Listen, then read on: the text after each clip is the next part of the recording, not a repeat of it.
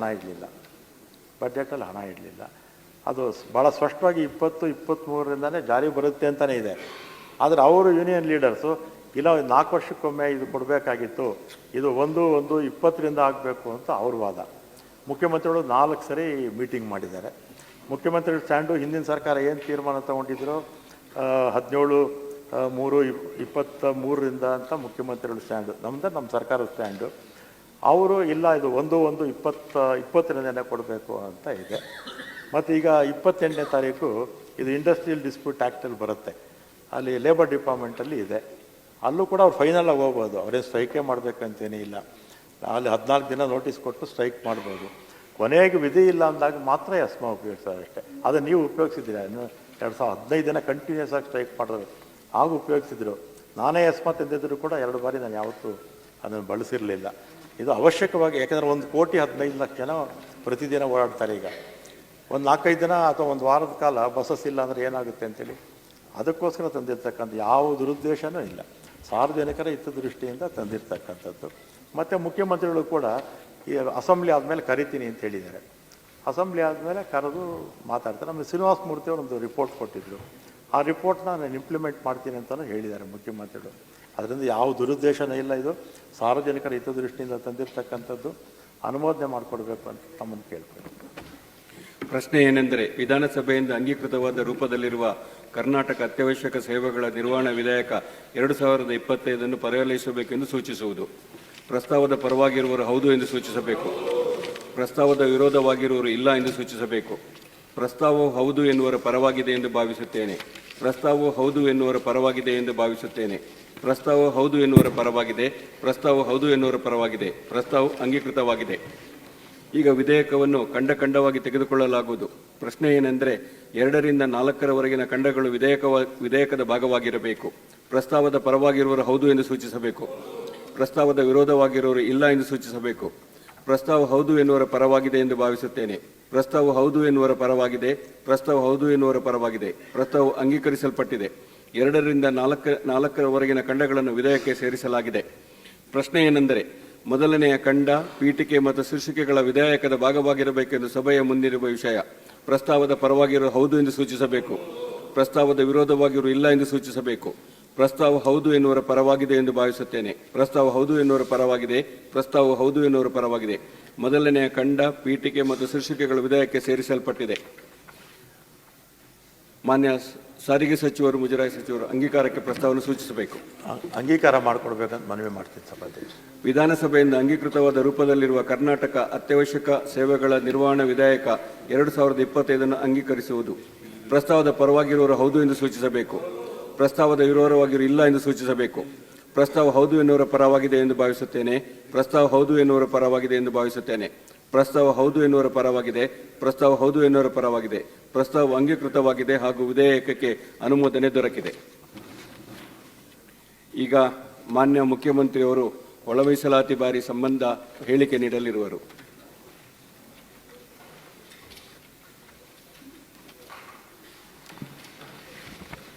ಮಾನ್ಯ ಸಭಾಪತಿಯವರೇ, ಪರಿಶಿಷ್ಟ ಜಾತಿಗಳ ಒಳ ಮೀಸಲಾತಿ ಬಗ್ಗೆ ಸರ್ಕಾರ ಒಂದು ಐತಿಹಾಸಿಕವಾದಂಥ ತೀರ್ಮಾನವನ್ನು ಮಾಡಿದೆ. ಆ ತೀರ್ಮಾನವನ್ನು ಸಭೆಯ ಮುಂದೆ ಇಡಲಿಕ್ಕೆ ತಮ್ಮ ಅನುಮತಿಯನ್ನು ಕೋರಿದ್ದೀನಿ. ತಾವು ಅನುಮತಿ ಕೊಟ್ಟಿದ್ದೀರಿ.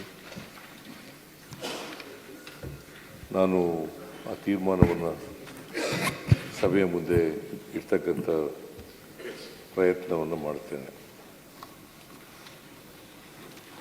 ಪರಿಶಿಷ್ಟ ಜಾತಿಗಳಿಗೆ ಒಳ ಮೀಸಲಾತಿ ಕಲ್ಪಿಸುವ ಕುರಿತಂತೆ ಗೌರವಾನ್ವಿತ ಸರ್ವೋಚ್ಚ ನ್ಯಾಯಾಲಯವು ದಿನಾಂಕ 1/8/2024 ಪಂಜಾಬ್ ರಾಜ್ಯ ಮತ್ತು ಇತರರು ವರ್ಸಸ್ ದೇವೇಂದ್ರ ಸಿಂಗ್ ಪ್ರಕರಣದಲ್ಲಿ ದಿ ಪ್ರಾವಿಷನ್ ಪ್ರೊವೈಡ್ಸ್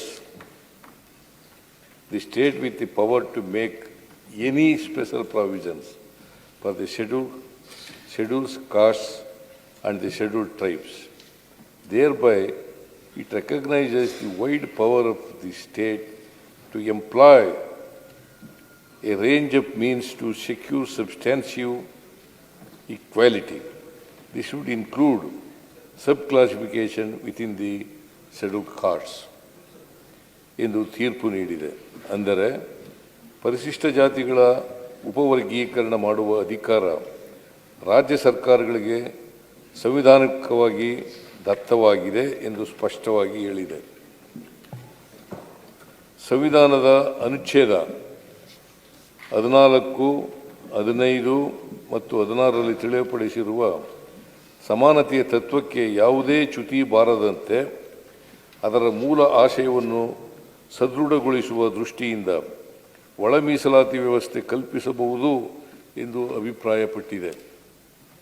ಈ ಹಿನ್ನೆಲೆಯಲ್ಲಿ ನಮ್ಮ ಸರ್ಕಾರವು ದಿನಾಂಕ 12/11/2024ರಂದು ಆದೇಶ ಸಂಖ್ಯೆ SWD 8/SLP 24P1ರ ಆದೇಶದ ಪ್ರಕಾರ ಗೌರವಾನ್ವಿತ ನ್ಯಾಯಮೂರ್ತಿ HN ನಾಗಮೋಹನ ದಾಸ್ ಅವರ ಏಕಸದಸ್ಯ ಆಯೋಗವನ್ನು ರಚಿಸಲಾಯಿತು. ಸದರಿ ಆಯೋಗವು ಸೂಕ್ತ ದತ್ತಾಂಶಗಳನ್ನು ಎಂಪಿರಿಕಲ್ ಡಾಟಾ ಸಂಗ್ರಹಿಸಿ ಒಳ ಮೀಸಲಾತಿ ನೀಡುವ ಕುರಿತು ಶಿಫಾರಸುಗಳನ್ನು ಮಾಡಲು ಕೋರಲಾಯಿತು. ಜಸ್ಟಿಸ್ HN ನಾಗಮೋಹನ್ ದಾಸ್ ಅವರ ಆಯೋಗವು ರಾಜ್ಯದ 101 ಪರಿಶಿಷ್ಟ ಜಾತಿಗಳನ್ನು ಸಮಗ್ರವಾಗಿ ಅಧ್ಯಯನ ಮಾಡಿ ದಿನಾಂಕ 1/8/2025ರಂದು ವರದಿಯನ್ನು ಸಲ್ಲಿಸಿತು. ಆಯೋಗವು ಪರಿಶಿಷ್ಟ ಜಾತಿಗಳಿಗೆ ಸೇರಿದ 1,05,09,871 ಜನರ ದತ್ತಾಂಶಗಳನ್ನು ಸಂಗ್ರಹಿಸಿದೆ. 93% ಪರಿಶಿಷ್ಟ ಜಾತಿಗಳ ಜನಸಂಖ್ಯೆಯು ಈ ಸಮೀಕ್ಷೆಗೆ ಲಭ್ಯವಾಗಿದೆ. ಸಚಿವ ಸಂಪುಟವು ಈ ವರದಿಯನ್ನು ಕೂಲಂಕುಷವಾಗಿ ಪರಿಶೀಲಿಸಿದೆ. ದಿನಾಂಕ 19/8/2025 ನಡೆದ ಸಚಿವ ಸಂಪುಟದಲ್ಲಿ ಜಸ್ಟಿಸ್ ನಾಗಮೋಹನ್ ದಾಸ್ ಅವರ ಶಿಫಾರಸುಗಳನ್ನು ಕೆಲವು ಮಾರ್ಪಾಡುಗಳೊಂದಿಗೆ ಅಂಗೀಕರಿಸಿದ್ದೇವೆ. ಎಡಗೈ ಸಂಬಂಧಿತ ಜಾತಿಗಳೆಂದು ಆಯೋಗವು ಗುರುತಿಸಿರುವ ಸಮುದಾಯಗಳಿಗೆ 6% ಒಳ ಮೀಸಲಾತಿ ಕಲ್ಪಿಸಲು ತೀರ್ಮಾನಿಸಿದ್ದೇವೆ. ಜಸ್ಟಿಸ್ ನಾಗಮೋಹನ್ ದಾಸ್ ಆಯೋಗವು ಪರೆಯ, ಮೊಗೇರ ಮುಂತಾದ ಬಲಗೈ ಸಂಬಂಧಿತ ಜಾತಿಗಳನ್ನು ಎಡಗೈ ಸಂಬಂಧಿತ ಜಾತಿಗಳ ಜೊತೆ ಸೇರಿಸಲಾಗಿದೆ ಎಂಬುದನ್ನು ಗಮನಿಸಿದ ಸಚಿವ ಸಂಪುಟವು ಈ ಜಾತಿಗಳನ್ನು ಬಲಗೈ ಸಂಬಂಧಿತ ಜಾತಿಗಳ ಜೊತೆ ಸೇರಿಸಿ ಬಲಗೈ ಸಂಬಂಧಿತ ಜಾತಿಗಳ ಸಮೂಹಕ್ಕೆ 6% ಮೀಸಲಾತಿ ಕಲ್ಪಿಸಲು ತೀರ್ಮಾನಿಸಿದ್ದೇವೆ. ಇದರ ಜೊತೆಯಲ್ಲಿ ಆದಿ ಕರ್ನಾಟಕ, ಆದಿ ಆಂಧ್ರ, ಆದಿ ದ್ರಾವಿಡ ಗುಂಪುಗಳಲ್ಲಿನ 4,74,954 ಜನಸಂಖ್ಯೆಯನ್ನು ಎಡಗೈ ಸಂಬಂಧಿತ ಮತ್ತು ಬಲಗೈ ಸಂಬಂಧಿತ ಜಾತಿಗಳ ಜೊತೆ ಸಮಾನವಾಗಿ ಹಂಚಿಕೆ ಮಾಡಲು ತೀರ್ಮಾನಿಸಿದ್ದೇವೆ.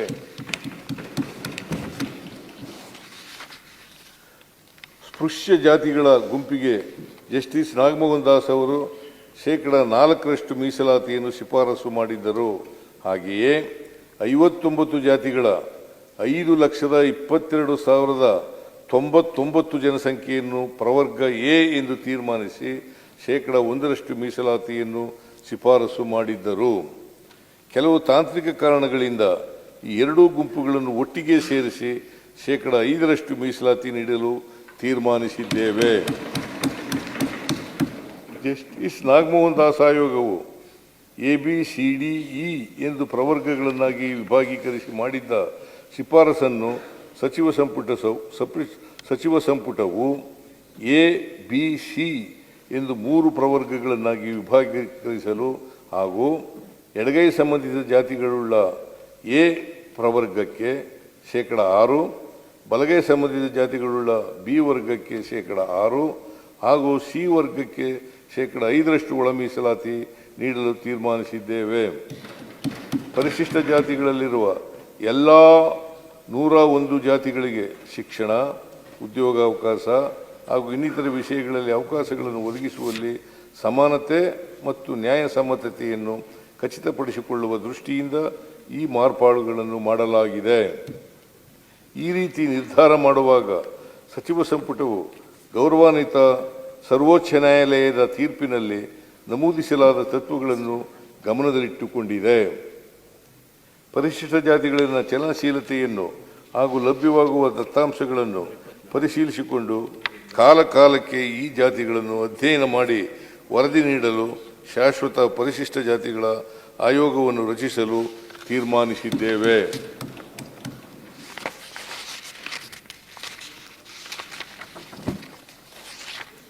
ಒಳ ಮೀಸಲಾತಿಯ ಕುರಿತಂತೆ ಆದೇಶ ಹೊರಡಿಸಿದ ಕೂಡಲೇ ನೇಮಕಾತಿ ಪ್ರಕ್ರಿಯೆಗಳನ್ನು ಪ್ರಾರಂಭಿಸಲು ಹಾಗೂ ಒಂದು ಬಾರಿಗೆ ವಯೋಮಿತಿ ಸಡಿಲಿಸಲು ತೀರ್ಮಾನಿಸಿದ್ದೇವೆ. ಇದೇ ಸಂದರ್ಭದಲ್ಲಿ ಒಳ ಮೀಸಲಾತಿ ಹೋರಾಟಗಾರರ ಮೇಲಿನ ಮೊಕದ್ದಮೆಗಳನ್ನು ಹಿಂಪಡೆಯಲು ತೀರ್ಮಾನಿಸಿದ್ದೇವೆ. ಸರ್ಕಾರವು ಈಗ ಕೈಗೊಂಡಿರುವ ತೀರ್ಮಾನದಲ್ಲಿ ಯಾವುದಾದರೂ ಮಾರ್ಪಾಡುಗಳ ಅಗತ್ಯ ಕಂಡುಬಂದರೆ ಅವುಗಳನ್ನು ಮುಂದಿನ ರಾಷ್ಟ್ರೀಯ ಜನಗಣತಿಯಲ್ಲಿನ ಅಂಕಿಅಂಶಗಳನ್ನು ಆಧರಿಸಿ ಬದಲಾವಣೆಗೆ ಒಳಪಡುವ ಷರತ್ತಿಗೆ ಬದ್ಧವಾಗಿದೆ. ನ್ಯಾಯಮೂರ್ತಿ ನಾಗಮೋಹನ್ ದಾಸ್ ಅವರ ವರದಿಯನ್ನು ಮೇಲೆ ಪ್ರಸ್ತಾಪಿಸಿದ ಮಾರ್ಪಾಟುಗಳೊಂದಿಗೆ ಅಂಗೀಕರಿಸಿದೆ ಎಂಬ ಅಂಶಗಳನ್ನು ಸದನ ಮುಂದೆ ಮಂಡಿಸಲು ಸರ್ಕಾರವು ಸಂತೋಷ ಪಡುತ್ತದೆ. ನಮ್ಮ ಈ ತೀರ್ಮಾನವು ಒಳ ಮೀಸಲಾತಿ ಕುರಿತ ದಶಕಗಳ ಹೋರಾಟಕ್ಕೆ ನ್ಯಾಯ ಕಲ್ಪಿಸುವಲ್ಲಿ ಯಶಸ್ವಿಯಾಗಿದೆ ಎಂದು ಭಾವಿಸಿದ್ದೇವೆ. ಅಭಿವೃದ್ಧಿಶೀಲ ರಾಜ್ಯವಾದ ಕರ್ನಾಟಕವು ಸಾಮಾಜಿಕ ನ್ಯಾಯದ ವಿಚಾರದಲ್ಲೂ ಮುಂಚೂಣಿಯಲ್ಲಿದೆ ಎಂಬುದನ್ನು ನಮ್ಮ ಸರ್ಕಾರವು ಸಾಬೀತು ಮಾಡಿದೆ. ನಿಮಗೆ ಧನ್ಯವಾದಗಳು ಮಾನ್ಯ ಸಭಾಪತಿಯವರು. ಸಭಾಪತಿಗಳೇ, ಅಲ್ಲ ಏನಾದರೂ ಸ್ಪಷ್ಟೀಕರಣ ಇದ್ರೆ ಕೇಳಿ, ಚರ್ಚೆಗೆ ಅವಕಾಶ ಇಲ್ಲ. ಚರ್ಚೆ ಇಲ್ಲ, ಸ್ಪಷ್ಟೀಕರಣನೇ. ನೋಡಿ, ಈಗ ಮಂಡಲ್ ಸ್ಟೇಟ್ಮೆಂಟ್ ಅದೇ ಸ್ಪಷ್ಟೀಕರಣ. ಸಭಾಪತಿಗಳೇ, ಈಗ ಮಂಡಲ್ ಆಯೋಗ ಏನ್ ಹೇಳಿದೆ? ಸಮಾನರಲ್ಲಿ ಮಾತ್ರ ಸಮಾನತೆ ಇರುತ್ತದೆ. ಸ್ಪಷ್ಟೀಕರಣ ಹೇಳ್ತಾ ಇರೋದು. ಈಗ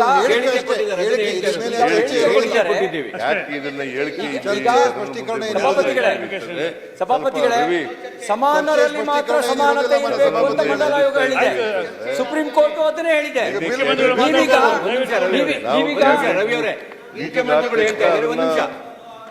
ಘೋಷಣೆ ಮಾಡಬಹುದಾಗಿತ್ತು. ಸಭಾಪತಿಗಳೇ, ಈಗ ಇವರೇನ್ ಪರಿಗಣಿಸಿದಾರಲ್ಲ 3 ವಿಭಾಗವಾಗಿ, ಇದಕ್ಕೆ ಮಾನದಂಡ ಯಾವುದು? ಇದಕ್ಕೆ ಸಿಟಿ ರವಿ ಅವರೇ, ಮುಖ್ಯಮಂತ್ರಿಗಳು ಹೇಳ್ತಾ ಇದ್ದಾರೆ, ಈಗ ನಾಗಮೋಹನ್ ದಾಸ್ ಆಯೋಗ ಮಾನದಂಡನ ಅಥವಾ ಮಾಧುಸ್ವಾಮಿ ಸಬ್ ಕಮಿಟಿ ಮಾನದಂಡನ ಯಾವುದನ್ನು ಮಾನದಂಡವಾಗಿ ಪರಿಗಣಿಸಿದ್ದಾರೆ? ಇದೆಲ್ಲ ನಾನು ಕೇಳ್ತಾ ಇರೋದು. ಒಳ ಮೀಸಲಾತಿ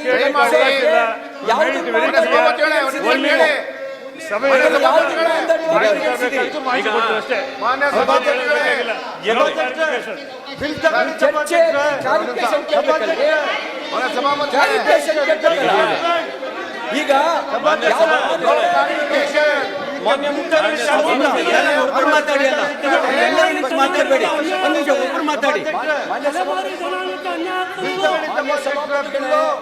ಮಾನ್ಯ ಸಭಾಪತಿಗಳೇ, ಮುಖ್ಯಮಂತ್ರಿಗಳು ಸಂಪುಟದಲ್ಲಿ ತೆಗೆದುಕೊಂಡಿದ್ದಕ್ಕೆ ಯಾವ ಪರಿಗಣಿಸಿದ್ದಾರೆ? ಅವರು ಸದಾಶಿವ ಮಾಧುಸ್ವಾಮಿ ಆಯೋಗ ಮಾನ್ಯ ಸಭಾಪತಿಗಳೇ, ವಿಧಾನಸಭೆಯಿಂದ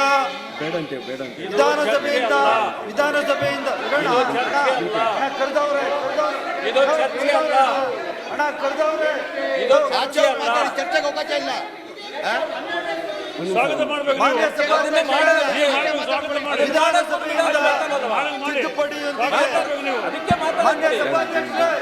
ಪ್ರಶ್ನೆ ಹೇಳಿ ಸರ್. ಮಾನ್ಯ ಸಭಾಪತಿಗಳೇ, ಮಾನ್ಯ ಸಭಾಧ್ಯಕ್ಷರೇ, ಮಾನ್ಯ ವಿಧಾನಸಭೆಯಿಂದ ತಿದ್ದುಪಡಿ ಈಗ ಚರ್ಚೆಗೆ ಅವಕಾಶ ಇಲ್ಲ ಅಂತ ಸ್ಪಷ್ಟವಾಗಿದ್ದೀವಿ.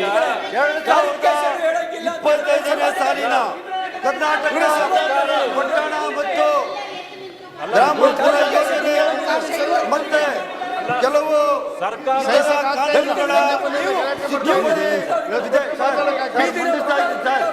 ಮಂಡಿಸ್ತಾ ಇದ್ದೀನಿ ಸಭಾಧ್ಯಕ್ಷರೇ, ಎಲ್ರಿಗೂ ನ್ಯಾಯ ಮಾಡಿ. ಸಭಾಧ್ಯಕ್ಷರೇ, ಸಾಮಾಜಿಕ ನ್ಯಾಯ ಇಲ್ಲ. ಸಭಾಧ್ಯಕ್ಷರೇ, ಓದಕ್ಕೆ ಹೇಳಿದ್ದೀರಾ?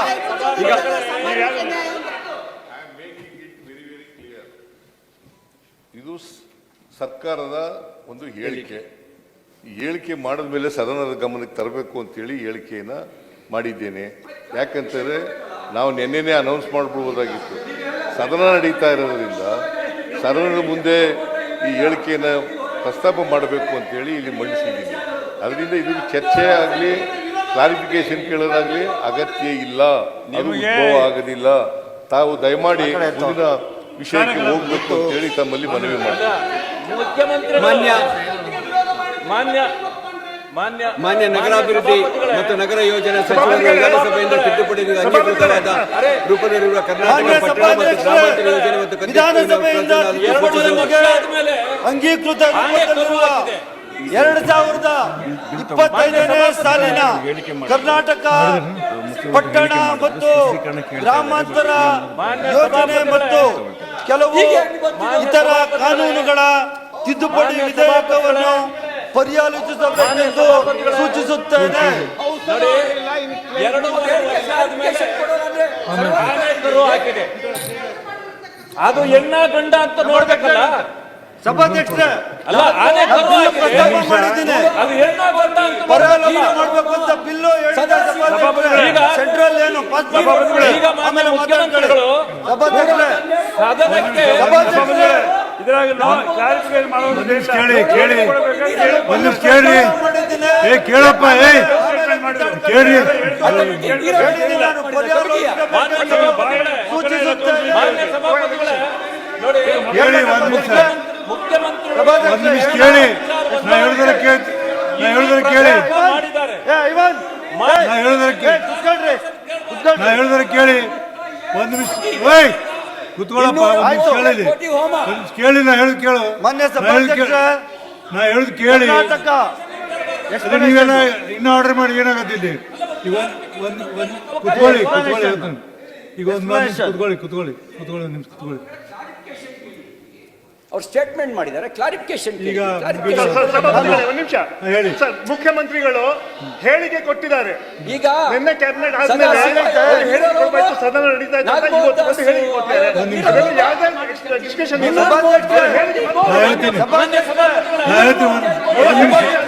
ಒಂದು ನಿಮಿಷ ನಾ ಹೇಳ್ತೀನಿ. ನಾ ಹೇಳ್ಬಿಡಿ ಕೇಳಿ. ನಾನು ಒಂದು ನಿಮಿಷ ನಾ ಹೇಳ್ತೀನಿ. ರವಿ ನೋಡು, ಒಂದು ನಿಮಿಷ ಕೇಳಿ.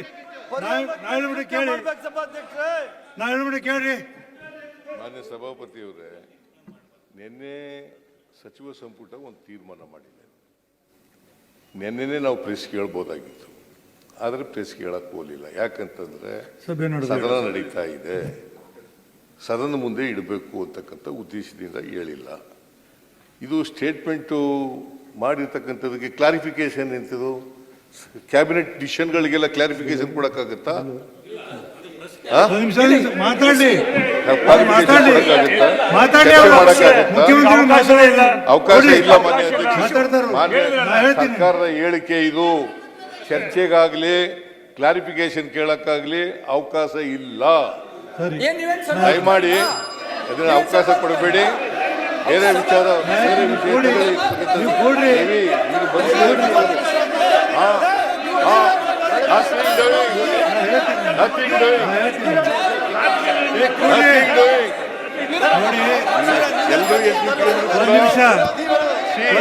ಕೇಳಿ. ಸುರೇಶ, ನಿಯಮಾವಳಿಗಳಲ್ಲಿ ಅವಕಾಶ ಇಲ್ಲ. ನೀವು ಕೂಡ್ರಿ, ನಾ ಹೇಳ್ತೀನಿ ಕೂಡ್ರಿ. ಒಂದು ನಿಮಿಷ ನೋಡಿ, ಒಂದು ನಿಮಿಷ ನಿಮ್ಗೆ ಹೇಳಿದೆ. ಕೂಡ್ರಿ ಡಾಕ್ಟ್ರೆ, ಒಂದು ನಿಮಿಷ ಕೂಡ್ರಿ. ನಾ ಹೇಳ್ತೀನಿ ಕೂಡ್ರಿ. ಇದನ್ನ ನಾವು ಯೋಗ್ಯತೆ ಮಾಡಿದ್ರೆ ಆಗಲೇ ಇಲ್ಲ. ಇವತ್ತು ಈ ಸರ್ಕಾರ ಮಾಡಿದೆ, ಮಾಡಿರ್ತಕ್ಕಂಥ ಸ್ಟೇಟ್ಮೆಂಟ್ ಮಾಡಿದೆ. ಇವ್ರು ಹೇಳಿ ಕೇಳ್ತಾರೆ, ನಮ್ಮ ಕ್ಲಾರಿಫಿಕೇಶನ್ ಇವ್ರು ಯೋಗ್ಯತೆ ಇರಲಿಲ್ಲ ಮಾಡ್ಲಿಕ್ಕೆ. ಏನ್ ಮಾತಾಡ್ತಾರೆ, ಏನ್ ಕ್ಲಾರಿಫಿಕೇಶನ್ ಕೇಳ್ತಾರೆ? ಮಾಡಿರ್ತಕ್ಕಂಥ ಸ್ಟೇಟ್ಮೆಂಟ್ ಮಾಡಿದ್ವಿ. ಏನ್ ಮಾಡ್ತೀರಿ? ನಿಮ್ ಯೋಗ್ಯತೆ ಇರಲಿಲ್ಲ ನೀವು ಮಾಡ್ಲಿಕ್ಕೆ. ನಿಮ್ಮ ಯೋಗ್ಯತೆ ಇದೆ, ಯೋಗ್ಯತೆ ಇಲ್ಲ. ಯೋಗ್ಯತೆ ಇದೆ ಮಾಡಿದ್ವಿ. ನಿಮ್ಮ ಯೋಗ್ಯತೆ ಇಲ್ಲ ಮಾಡಿಲ್ಲ. ಯೋಗ್ಯತೆ ಇಲ್ಲ ಮಾಡಿದ್ವಿ. ನಾವು ಮಾಡಿದ್ದೀವಿ. ಆದ್ರೆ ಅದನ್ನ ಜಾರಿಗೆ ತರುವಂತ ಅವಕಾಶ ಆಗಿರಲಿಲ್ಲ. ಈಗ ಇಲ್ಲ, ರಾಜಕೀಯ ಮಾಡ್ಲಿಕ್ಕೆ ಹೋಗಿದ್ವಿ ಅಷ್ಟೇ. ರಾಜಕೀಯ ಮಾಡ್ಲಿಕ್ಕೆ ಹೋಗ್ತಾ ಇದ್ರಿ ಅಷ್ಟೇ. ನಿಮ್ಮ ನೈತಿಕತೆ ಇಲ್ಲ ಕೇಳಲಿಕ್ಕೆ. ಅಧಿನಿಯಮದಲ್ಲಿ ಏನಿದೆ ಅನ್ನೋದನ್ನ ಕೇಳಿ ಕೇಳಿ ಅವಕಾಶ ಕೊಡಿ. ನೋಡಿ ಇಲ್ಲಿ ಕೇಳಿ ನೋಡಿ, ಸ್ಟೇಟ್ಮೆಂಟ್ ಮಾಡಿದ ನಂತರ ಕ್ಲಾರಿಫಿಕೇಶನ್ ಕೊಡಬೇಕಂತ ಏನ್ ಕಾನೂನಲ್ಲಿ ಇಲ್ಲ. ಸನ್ಮಾನ್ಯ ಸಭಾಧ್ಯಕ್ಷರೇ, ಒಂದು ಕೇಳಿ ಕೇಳಿ ಸನ್ಮಾನ್ಯ ಸಭಾಧ್ಯಕ್ಷರೇ, ಒಂದು ವೇಳೆ ಇವ್ರ ಕಾಲದಲ್ಲಿ ಮುಖ್ಯಮಂತ್ರಿ ಮಾಡ್ಬೇಕಾಗಿದ್ದು ಮಾಡಿಲ್ಲ, ಇವ್ರಿಗೂ ತಾಕತ್ತು ಇಲ್ಲ, ದಮ್ಮು ಏ ಇಲ್ಲ. ಕುಂದ್ರಾಪ ಮಾಡಿ ನಾವು ಮಾಡ್ತೀವಿ. ರಾಜ್ಯ ಮಾಡ್ತೀವಿ. ನಿಮ್ ಕಾಲದಲ್ಲಿ ನಿಮ್ ತಾಕತ್ತು ಇಲ್ಲ ಅಂತ ಹೇಳಿಲ್ಲ. ನಮ್ ತಾಕತ್ತು ಇದ್ದು ದಮ್ಮು ಇತ್ತು, ನಾವು ಮಾಡಿದೀವಿ. ಏನ್ ಮಾತಾಡಿದ್ವಿ ಮಾನ್ಯ ಸಭಾಪತಿ ಅವರು ಮಾನ್ಯ ಅಧ್ಯಕ್ಷರೇ, ಹೆಂಗ ಅವರು ದಯಮಾಡಿ ಮನೆ ಅಧ್ಯಕ್ಷರೇ, ಮಾತಾಡಬಾರ್ದು. ಮನೆ ಅಧ್ಯಕ್ಷರೇ, ದಯಮಾಡಿ ನೋಡಿ. ನಾವು ಕೂಡ 45 ವರ್ಷಗಳಿಂದ ತಾವು ಈ ಸದನದಲ್ಲಿದ್ದೀರಿ. ಒಂದ್ ನಿಮಿಷ ಕೇಳಿ, ಯಾವ್ದಾದ್ರು ಕಡತಿಂದ ತೆಗೆದಾಕಿ. ಏ ಕೊಡಿ, ಹೇಳಿ ಕಡತಿಂದ ತೆಗೆದಾಕಿ.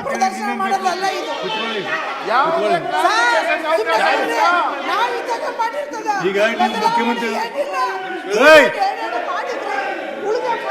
ಬಿಲ್ ಮನೆ ಮಾಡಪ್ಪ.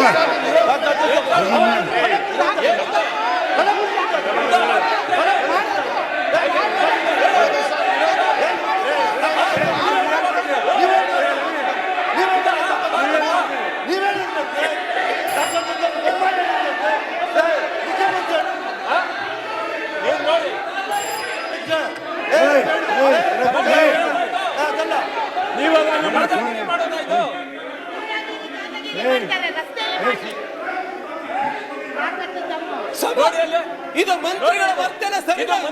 ಒಬ್ಬ ಮಂತ್ರಿಯ ಕಥೆ ಇದು. ಮಂತ್ರಿ ಆದವರು ಈ ರೀತಿ ಮಾಡೋದ? ಒಂದ್ ನಿಮಿಷ ನೋಡ್ರಿ. ತಳವಾರ್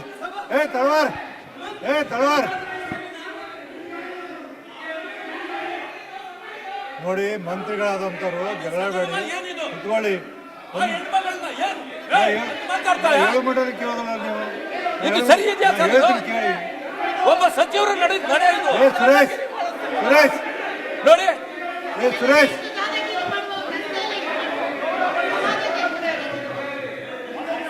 ನೋಡಿ. ಸುರೇಶ್ ನೋಡಿ, ಇವ್ರೆ ಮಂತ್ರಿಗಳಾದಂತವ್ರು ನನ್ನ ಮಾತು ಕೇಳಿ. ಮಂತ್ರಿ ಅವ್ರ ಕೂಡ ನಾನು ಕೂಡ ಮಾತಾಡಿ ಕೊಡ್ರಿ. ಏನ್ರಿ ಮುಖ್ಯಮಂತ್ರಿ ಆಗಿ ಬೊಮ್ಮಾಯಿ ಅವರು ಹೇಳಿದ್ರಲ್ಲ, ರವಿ ಅವರು ಹೇಳಿದೆ ನಾನು, ಮುಖ್ಯಮಂತ್ರಿ ಆಗಿ ಬೊಮ್ಮಾಯಿ ಅವರು ಹೇಳಿದ್ರಲ್ಲ, ಅವಾಗ ಏನ್ ಮಾಡ್ತಾ ಇದ್ರಿ ನೀವು? ತಾಕತ್ತು ದಮ್ಮು ಅಂತ ಇವ್ರು ಹೇಳಿದ್ಮೇಲೆ ಇವ್ರ ಮೇಲೆ ಬೀಳ್ತಾ ಇದ್ರಲ್ಲ. ಅವಾಗ ಏನ್ ಮಾಡಿದ್ರಿ ಅಂತ ಕೇಳಿ ಗೌರವ ಕೊಡಲಿಲ್ಲ ಅವರು. ಏನೇನು ಮಾತಾಡ್ತಾರೆ? ತಾಕತ್ತು ನಮ್ಮದು ಜಮೀನು ಹೇಳಿದ್ದು. ಈಗ ಆಯ್ತು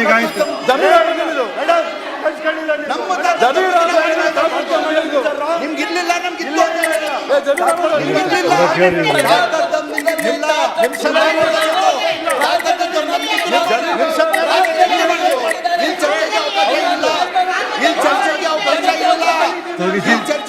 ತಗಿಸಿನಿ, ಕಡತಿನ ತಗಿಸಿನಿ. ಕೊಡ್ರಿ. Point of order.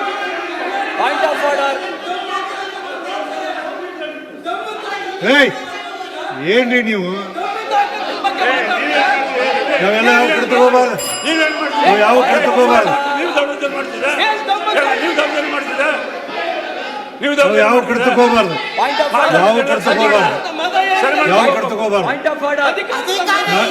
ಯಾವ ಕಡೆ ತಗೋಬಾರ್ದು ಹೇಳೋರಿಗೆ. ನಾ ಹೇಳೋರಿಗೆ ಯಾವ ಕಡೆ ತಗೋಬಾರ್ದು. ಕೊಡ್ರಿ. ಮಂತ್ರಿಗಳಾದಂಥವ್ರು ಜವಾಬ್ದಾರಿ ಬೇಕು. ನೋಡಿ ಹೇಳ್ತೀನಿ ನಾನು. ಈಗ ಒಂದ್ ನಿಮಿಷ, ಈಗಾಗಲೇ ತೀರ್ಮಾನ ಮಾಡ್ಯಾರ, ಹೇಳಿದಾರೆ, ಕ್ಲಾರಿಫಿಕೇಶನ್ ಇಲ್ಲ ಅಂತ ತಿಳ್ಕೊಂಡು ಹೇಳಿ. ಅವ್ರು ಹೇಳಿಲ್ಲ ಅಂದ್ರೆ ಒತ್ತಾಯ ಮಾಡಕ್ಕೆ ನನಗೆ ಆಗೋದಿಲ್ಲ. ಅದಕ್ಕೆ ನಾ ಏನಂತೀನಿ, ನೇಮ ಐತಿ ನನ್ನ ಕಡೆ ಇದೆ, ನೇಮ ಇದೆ ನನ್ನ ಕಡೆ ಇದೆ. ಈಗಿಲ್ಲ ಇವ್ರೆ, ಇಲ್ಲಿಲ್ಲ ಅವ್ರು ನೋಡಿ. ಒಂದ್ ನಿಮಿಷ ಕೇಳಿ. ಮುಖ್ಯಮಂತ್ರಿಗಳು ನಾನು ಕ್ಲಾರಿಫಿಕೇಶನ್ ಹೇಳೋದಿಲ್ಲ ಅಂದ್ರೆ ನನಗೆ ಏನು ಮಾಡೋಕ್ಕಾಗೋದಿಲ್ಲ. ಹೇಳಿದಾರ ಅವರು. ನೇಮ ಆಯ್ತು, ನೇಮದಲ್ಲಿ ಇದೆ, ಏನ್ ಮಾಡ್ಬೇಕಂತ ಏನಿಲ್ಲ. ರಮೇಣ, ಆಮೇಲೆ ಮಾತಾಡಪ್ಪ, ಹೋಗ್ಲಿ ಬಿಡಪ್ಪ. ಈಗ ನಾನು ನಿಮಗೆ ಹೇಳಿ, ಒಂದ್ ನಿಮಿಷ ಕೇಳಿ. ನನ್ನ ಮಾತು ಕೇಳಿ. ನಿನ್ನೆ ನಾನು ನಿಮ್ಗೆ ಹೇಳಿದ್ದೀನಿ ಚರ್ಚೆ ಮಾಡುವಾಗ Clarification ಇಲ್ಲ, ಏ, ಕೇಳಿ ಇದ್ರಲ್ಲಿ ನಿನ್ನೆ ಚರ್ಚೆ ಬಿಡಪ್ಪ ಮಾಡುವಾಗ ಗುರು, ಇಲ್ಲ ಏ ಸುರೇಶ ಏನಪ್ಪ ಮಂತ್ರಿಯಾಗಿ ನೀನು ಕುತೂಹಲ ಇಲ್ಲ, ಅಧ್ಯಕ್ಷ, ಅವ್ರು ಕೇಳ್ತಾ ಕೂಡ ಅವ್ನು ಇದ್ದಾರೆ. ಬಿಡು ನಾನು ಓದಿನಿ ಈಗ ನಿನ್ನೆ ನಿಮಗೆ ಮಾತಾಡೋ ಹೇಳಿ ನಾನು ಇದು ಬೇಡ ಕ್ಯಾಬಿನೆಟ್ದಲ್ಲಿ ಐತಿ ಏನು ಮನುಷ್ಯ ದನ ಇದೆಯಾ ನೀನು ನಾನು ಹೇಳಿದೆ ಏನು ಹೇಳಿದೆ ಅಂದ್ರೆ ಇದನ್ನ ಬೇಡ ಕ್ಯಾಬಿನೆಟ್ದಾಗ ಐತಿ ಕ್ಯಾಬಿನೆಟ್ ಆದ ನಂತರ ಪ್ರೆಸ್ ಕಾರ್ಡ್ ಹೇಳ್ತಾರೋ ಅಂತ ಇದೆ ಬಟ್ ಕ್ಯಾಬಿನೆಟ್ ಆದ ನಂತರ ಸದನ ನಡೆದಾಗ ಪ್ರೆಸ್ಸಿಗೆ ಹೇಳುವಂಥ ಪದ್ಧತಿ ಇಲ್ಲ ಅನ್ನೋದು ಮುಖ್ಯಮಂತ್ರಿ ಹೇಳ್ಯಾರ ಇಲ್ಲಿ ಬಂದು ಅವ್ರು ಹೇಳ್ಯಾರ ಅಂದಾಗ ಕ್ಲಾರಿಫಿಕೇಶನ್ ಅವ್ರು ಕೊಡೋದಿಲ್ಲ ಅಂದ್ರೆ ನಾವು ಒತ್ತಾಯ ಮಾಡಕ್ಕೆ ಬರೋದಿಲ್ಲ ಇದು ನೀವು ತಿಳ್ಕೊಳ್ಳಿ ಅಲ್ಲಲ್ಲ ಒಪ್ತೀನಿ ನಿಂದು ರೂಲ್ ನಾವು ಒಪ್ತೀನಿ ನೋಡಿನ ರೂಲ್ ನೋಡಿನಿ ಕ್ಲಾರಿಫಿಕೇಶನ್ ಕೇಳಬಹುದು ಆದರೆ ಮುಖ್ಯಮಂತ್ರಿಗಳು ಅಥವಾ ಯಾವ ಸಚಿವರು ಉತ್ತರ ಕೊಡಕ್ಕೆ ಆಗೋದಿಲ್ಲ ಎಲ್ಲ ಹೇಳಿದೆ ಅಂದಾಗ ನಮಗೇನು ಮಾಡಕ್ ಆಗೋದಿಲ್ಲ ಅವ್ರ ಉತ್ತರ ಏನು ಹೇಳಿದಾರ ಅದ್ರ ಮೇಲೆ ತೃಪ್ತಿ ಪಡ್ಕೋಬೇಕು ಇಷ್ಟ ಇಲ್ಲ ಇದು ಸರ್ವಾಧಿಕಾರ ಆಗ್ಬಿಡುತ್ತೆ ಸಭಾಪತಿ ನೀವು ನಮ್ಮ ನೆರವಿಗೆ ಬರಬೇಕು ಈಗ ನೀವು ಈ ಸದನದ ರಕ್ಷಣೆಗೆ ನೀವು ಬರ್ಬೇಕು. ಇಲ್ಲ ಅಂದ್ರೆ ಅವ್ರು ಸರ್ವಾಧಿಕಾರಿ ಆಗ್ಬಿಡ್ತಾರೆ ಕೂತ್ಕೊಳ್ರಿ ಪೂಜಾರ್ರೆ ತಡೀರಿ ಕೂತ್ಕೊಳ್ರಿ ಪೂಜಾರ್ರೆ ಮುಖ್ಯಮಂತ್ರಿಗಳು ಎದ್ದು ನಿಂತಾಗ ಪೂಜಾರಿ ಈಗ ಮುಖ್ಯಮಂತ್ರಿ ಎದ್ದಾಗ ಕೂತ್ಕೊಳ್ಳಿ ಕಲೀರಿ ಮಾನ್ಯ ಅಧ್ಯಕ್ಷರೇ ಮುಖ್ಯಮಂತ್ರಿ ಎದ್ದಾರ ಮಾನ್ಯ ಸಭಾಪತಿ ಅವರೇ ಇದು ಹೇಳಿ ನೀವು ಕೇಳಿದ್ರು ಸಚಿವ ಕೂತ್ಕೊಳ್ಳಿ ಸಂಪುಟದ ತೀರ್ಮಾನ ನಾನು ಮತ್ತೆ ಪದೇ ಹೇಳಲಿಕ್ಕೆ ಹೋಗಲ್ಲ ಸಚಿವ ಸಂಪುಟದ ತೀರ್ಮಾನ ಈ ತೀರ್ಮಾನವನ್ನ ಸದನದ ಗಮನಕ್ಕೆ ತರ್ತಕ್ಕಂಥ ಕೆಲಸವನ್ನ ಮಾಡಿದ್ದೇನೆ ಇದು ಕ್ಲಾರಿಫಿಕೇಶನ್ ಆಗಲಿ ಚರ್ಚೆ ಆಗಲಿ ನಡೀತಕ್ಕಂಥ ವಿಚಾರ ಅಲ್ಲ ಸಚಿವ ಸಂಪುಟದ ತೀರ್ಮಾನ ಮಾಡಿದ್ದನ್ನು ಕ್ಯಾಬಿನೆಟ್ ಡಿಸಿಷನ್ ಇದು ಎಸ್ ಸೊ ಅದರಿಂದ ಮಾನ್ಯ ಅಧ್ಯಕ್ಷರಿಗೆ ಮಾನ್ಯ ಸದಸ್ಯರುಗಳು ಬಹಳ ವರ್ಷದಿಂದ ಕೆಲಸ ಮಾಡಿದವರು ಇದ್ದಾರೆ ಅನುಭವಿಗಳಿದ್ದಾರೆ ಅವರೆಲ್ಲ ಈ ಥರ ಮಾಡ್ತಕ್ಕಂಥದ್ದು ಸದನದ ಸಮಯವನ್ನು ಹಾಳು ಮಾಡ್ತಕ್ಕಂಥದ್ದು ಸರಿಯಾದಂಥ ಕ್ರಮ ಅಲ್ಲ ಎಲ್ಲ ಒಟ್ಟಿಗೆ ನಿಂತ್ಕೊಂಡು ಮಾತಾಡಿದ್ರೆ ನಿಯಮಾವಳಿಗಳು ಒಳಗಡೆನೆ ಕೆಲಸ ಮಾಡಬೇಕು ನಾವು ಸದನ ನಡೀಬೇಕಾಗಿರೋದು ಹಾಗೇನೆ ಅದರಿಂದ ಇದು ಕ್ಯಾಬಿನೆಟ್ ಡಿಸಿಷನ್ ಆದ್ರಿಂದ ಸದನ ನಡೀತಾ ಇರೋದ್ರಿಂದ ನಾವು ಹೇಳಿಕೆ ಕೊಡಲಿಲ್ಲ ಅಲ್ಲೇನೆ ಹೇಳಿಕೆ ಕೊಟ್ಬಿಡ್ಬೋದಾಗಿತ್ತು ಹೆಚ್ಚಿನ ವಿಡಿಯೋಗಳಿಗೆ ಪ್ರತಿಧ್ವನಿ ಯೂಟ್ಯೂಬ್ ಚಾನೆಲ್ ಸಬ್ಸ್ಕ್ರೈಬ್ ಮಾಡಿ ಬೆಲ್ ಐಕಾನ್ ಕ್ಲಿಕ್ ಮಾಡಿ.